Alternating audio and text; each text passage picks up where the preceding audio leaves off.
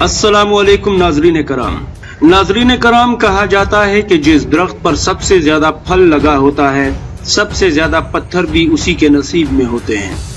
शायद पाकिस्तान का मुकद्दर भी उसी फलदार दरख्त की तरह है। मुस्लिम दुनिया की इकलौती सुपर पावर, मुस्लिम दुनिया की सबसे बड़ी और ताकतवर फौज और मुस्लिम दुनिया की सबसे बड़ी मिसाइल ताकत और पूरी दुनिया की पहली 10 बड़ी ताकतों में से पाकिस्तान का भी एक होना ऐसे अलकाबात हैं जो कि एक तरफ तो पाकिस्तान को इस्लाम का आखिरी किला होने का एजाज बख्शते हैं, तो दूसरी तरफ पाकिस्तान को हर दिन आलमी तागूती ताकतों के बुने हुए किसी जाल या आजमाइश में ला खड़ा करते हैं। क्योंकि दुनिया की बड़ी ताकतें हमेशा इस बात से गजबनाक रहती हैं कि दुनिया में आज तक 6 एटमी ताकतें और मजबूत अफवाज सिर्फ गैर मुस्लिम ही थीं। फिर ये एक इस्लामी मुल्क पाकिस्तान जो कल ही आजाद हुआ है, ये हमारी ताकतवर अफवाज की सफ में कहां से आ गया? कहीं इसकी देखा देखी 2-4 और मुसलमान मुल्क भी इस मुकाम तक पहुंच गए तो हमारी मुसलमान दुनिया पर अजारादारी तो खत्म हो जाएगी। लिहाजा इस्लाम की इस आखिरी दीवार पाकिस्तान को जैसे तैसे भी हो गिराना ही होगा। इस मकसद के लिए आलमी ताकतें पाकिस्तान को आए दिन नित नई आजमाइशों में डालकर इसके लिए मुसीबतों का एक ना खत्म होने वाला सिलसिला जारी रखे हुए हैं। पाकिस्तान को मफलूज करके तस्लीम करने की ऐसी ही एक साजिश के बारे में आज आपको बताने जा रहा हूँ, जिससे अल्लाह ताला ने पाक फौज को अपने बागियों के शर से महफूज रखा और पाक फौज ने एटमी धमाकों के कुछ ही अरसे बाद 3 दिन में 3 मिसाइल टेस्ट करके पूरी दुनिया पर लर्जा तारी कर दिया और पूरी दुनिया को ये पैगाम दिया कि पाकिस्तान गज़वाए हिंद के लिए बना है और ये अल्लाह के राजों में से एक राज है जिसे तुम कभी भी तस्खीर नहीं कर पाओगे। नाजरीन कराम, हुआ कुछ यूं कि 80 की दहाई में अमेरिका समेत कुछ बड़ी ताकतों को ये भनक लग गई कि पाकिस्तान एटमी हथियार बनाने जा रहा है। लेकिन चूंकि मगरिबी दुनिया बिलखुसूस अमेरिका को अभी अफगानिस्तान में रूस के खिलाफ पाकिस्तान की जरूरत थी, इसलिए अमेरिका ने फौरी तौर पर कोई एक्शन नहीं लिया। लेकिन जब रूस टूट गया और 1992 में रूस की शिकस्त ज़दा फौज का आखिरी काफिला अफगानिस्तान से चला गया, उस वक्त रूस की अवाम और हुकूमत को पाकिस्तान पर सख्त गम और गुस्सा था, क्योंकि वो अपनी शिकस्त का जिम्मेदार अमेरिका से ज्यादा पाकिस्तान को समझते थे। उस वक्त रूसी फौज के सरबराह ने भी ये बयान दिया कि हम पाकिस्तान को सख्त सजा देना चाहते थे, लेकिन हमारी इंटेलिजेंस इदारों ने हमें बताया कि पाकिस्तान तकरीबन 2 से 3 एटम बम बना चुका है, लिहाजा हम पाकिस्तान के खिलाफ किसी कार्रवाई का रिस्क नहीं ले सकते थे। लेकिन अमेरिका और इसराइल को अब यकीन हो गया था कि पाकिस्तान तकरीबन एक एटमी मुल्क बन चुका है और वो पाकिस्तान के एटम बम को इस्लामिक बम कहकर पुकारा करते थे और आज भी कहते हैं।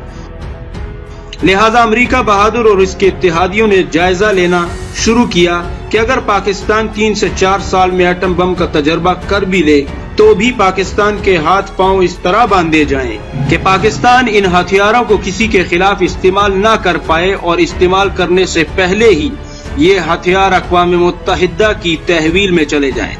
इस मकसद के लिए पहले अमेरिका बहादुर ने जो काम किया वो प्रेस्लर तरामीम के तहत पाकिस्तान के F-16 तैयारों को रोक दिया,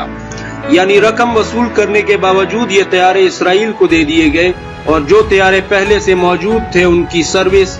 उनके पार्ट्स और मेंटेनेंस पर भी पाबंदी आयद कर दी ताकि 2 से 4 साल में ये उड़ने के काबिल ही न रहे। पाकिस्तान के पास मेराज तैयारे भी थे, लेकिन वो है एटमी हमला करने की सलाहियत नहीं रखते थे। दूसरा काम, अमेरिका ने अक़वाम मुत्तहिदा में मिसाइल टेक्नोलॉजी की दूसरी मुल्कों को फरोख्त या ट्रांसफर पर सख्त करारदाद मंजूर करवा ली,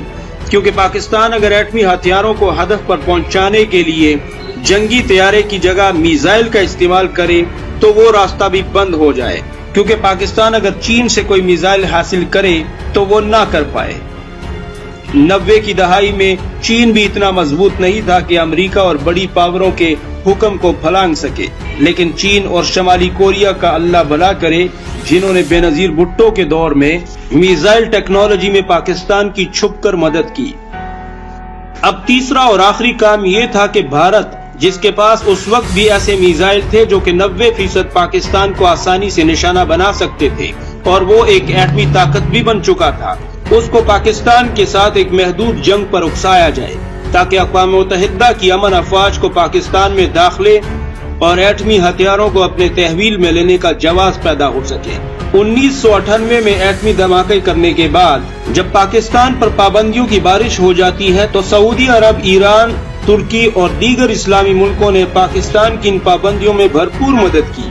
لیکن کمزور ایئر فورس اور میزائل طاقت کے حوالے سے وہ بھی پاکستان کے لیے بہت فکر مند تھے۔ اور اب یہ کھیل آخری مرحلے میں داخل ہوتا ہے۔ واجپئی کے دور حکومت میں بھارتی پارلیمنٹ پر حملہ کروایا جاتا ہے، جس کا ذمہ دار پاکستان کو بنا کر بھارتی وزیر اعظم 7 لاکھ سے زائد میزائلوں سے لیس فوج کو پاکستان کی سرحد پر کھڑا کر دیتا ہے، اور امریکہ سمیت عالمی طاقتوں کو یہ بھرم ہوتا ہے کہ پاکستان کی فوج جتنی مرضی بہادر ہو، وہ بھارت سے تعداد میں ایک تو آدھی ہے اور اس کی ایئر فورس بھی اس وقت کمزور پوزیشن میں ہے، لہذا اگر بھارت سرحد پر پاک فوج سے شکست بھی کھا گیا تب بھی پاکستان کے سبھی بڑے شہر بھارتی میزائلوں کی زد میں ہیں، جبکہ جواب میں پاکستان بھارت کے اندر کسی بھی بڑے شہر کو نشانہ نہیں بنا پائے گا، اور بہت جلد بھارت کے سامنے پاکستانی فوج گھٹنے ٹیک دے گی اور تسلیم ہو جائے گی۔ اور اگر بھارت یہ منصوبہ پایا تکمیل تک نہ بھی پہنچا پایا تو بھی 9/11 کے بعد افغانستان میں موجود امریکی فوجیں پاکستان میں آسانی سے داخل ہو جائیں گی اور اس ناپاک مشن کو پورا کر لیں گی۔ لیکن جیسا کہ مشہور ہے، قسمت بھی ہمیشہ بہادروں کا ساتھ دیتی ہے، نہ کہ بزدلوں کا۔ امریکہ اور عالمی طاقتیں شاید نہیں جانتی تھیں کہ پاکستان کی انٹیلیجنس ایجنسی ISI کس بلا کا نام ہے۔ ISI نے پاک فوج کو 1993 سے ہی اس ناپاک منصوبے کے بارے میں خبردار کر دیا تھا، لہذا اب وقت آن پہنچا تھا کہ پاکستان خود کو مرد میدان ثابت کرے۔ پاکستان نے 26 مئی 2002 کو 1500 کلومیٹر تک مار کرنے والا میزائل غوری 1 کا کامیاب تجربہ کیا، جس کو جہلم سے فائر کر کے بلوچستان میں کامیابی سے ہدف پر داغا گیا۔ یہ ایک ایٹمی میزائل تھا۔ 27 مئی سن 2002 کو غزنوی میزائل کو کراچی کے علاقے سون میانی سے فائر کیا گیا،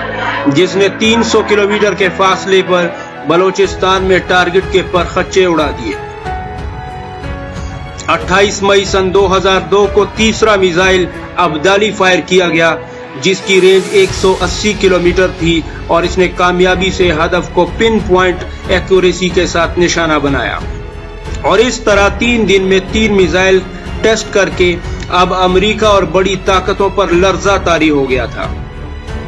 بھارتی فوج کے قدموں تلے سے زمین کھسک گئی تھی، کیونکہ ان ایٹمی میزائلوں کی زد میں بھارت کے 75 سے بھی زائد شہر آ گئے تھے، اور تو اور افغانستان میں کابل، قندوز اور کندہار میں اور دیگر ایسے افغان علاقے جہاں امریکی اور اتحادی فوج کے اڈے اور بیسز تھے، ان میزائلوں کی نوک سے صرف ایک حکم کی دوری پر تھے۔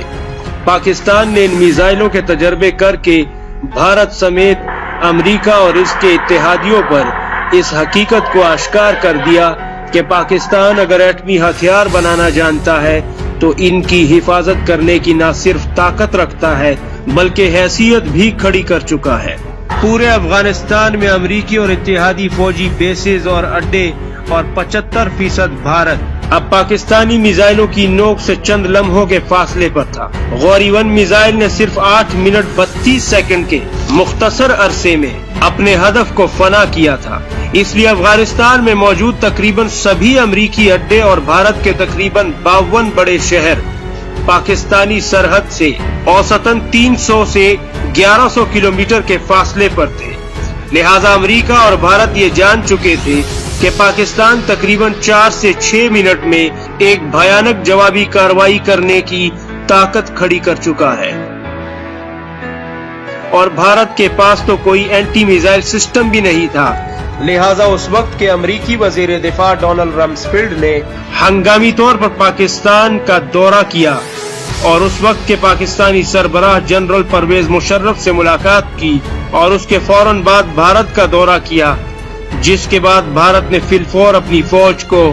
زمانہ امن کی پوزیشن پر वापस बुला लिया। और इस तरह अल्लाह ताला ने मोहम्मद रसूलुल्लाह सल्लल्लाहु अलैहि वसल्लम के आशिकों को सुरखरू होने का मौका दिया और पाकिस्तान ने दुनिया को एक बार फिर सबूत दिया और यकीन दिलाया कि रसूलुल्लाह के फरमान और पेशगोई के मुताबिक ग़ज़वा-ए हिंद को अपने अंजाम तक पहुंचाने वाली अजमी सल्तनत कोई और नहीं बल्कि यही पाकिस्तान है।